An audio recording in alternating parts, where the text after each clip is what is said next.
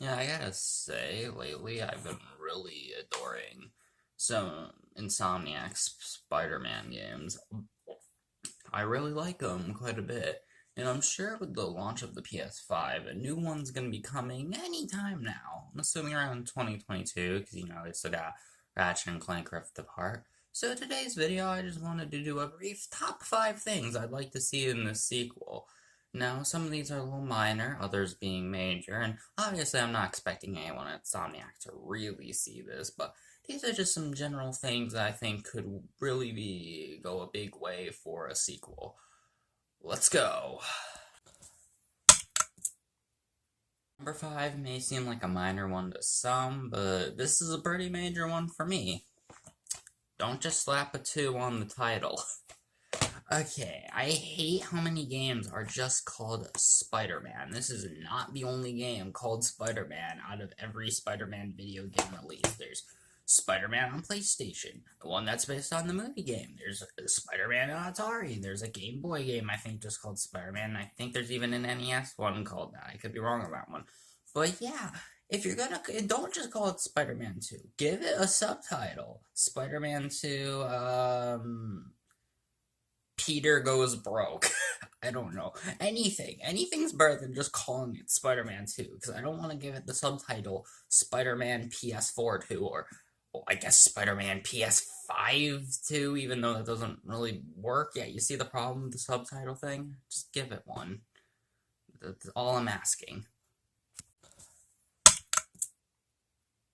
For my number 4, I think that Miles deserves to also be playable in the game. Now, I get it, it's been called Marvel Spider-Man 2, and heck, they're probably already working on it, but I think the idea of being able to switch between characters is a really cool one, and I think both Spider-Men get to deserve to be playable. And plus, Miles did just have a game last year, so I feel like it works pretty well. And obviously, like, if there's a story reason why one can't be played over the other, then just don't give you the option. Like, I just say make it something that you could switch on the fly.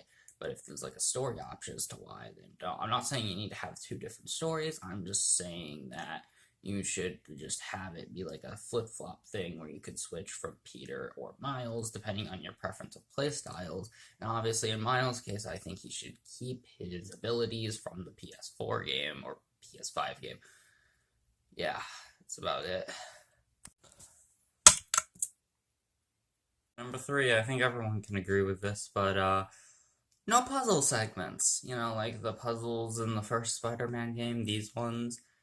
Yeah, no one liked these. And yeah, Miles didn't have these, but it still had like the one where you like shoot a web to like a certain point and then you have to like move it there, and it's like it completely kills the pace of the game. So my advice, Insomniac, just get rid of them. No one likes those.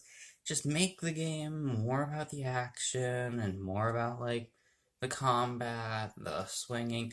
Like that's much more important than having to give us a brain teaser. That's all I have to say on that point.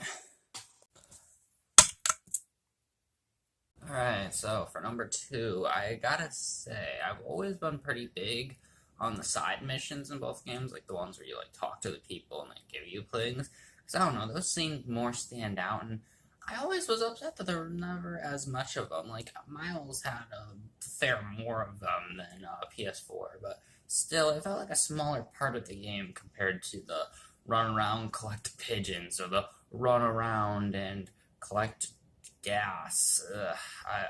I'm not too big on the side missions. I kind of would like more people-oriented side missions. Though Spider-Man is a hero of the people. I'm not saying that's all you should do, but I think more of them would be helpful in creating more diverse and unique side missions. I get it.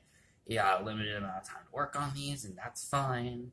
Though, keep in mind that maybe some of them should either be toned down or removed. It's kind of like a double spot in this case. But yeah, I would love to see more side missions, as I always liked those from people.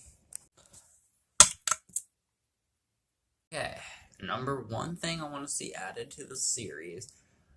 I think that this would be a cool idea, but this isn't a must-do, obviously. None of these are must-dos. These are just things I think would be cool, but I think it'd be really cool if you could make Black Cat have, like, her own side story. Kind of like what Batman Arkham City did. Obviously, if you do that, a lot of comparisons are going to be drawn to that, but in general, she wasn't really seen too much in the first game, and yes, there was the DLC with her, but still, it wasn't too much, so I think that the sequel could be a ripe time to give her like own campaign, her own big story. I think it would work pretty well if you did that. I would love that because inherently she would offer something very different from Peter and Miles in terms of a play style.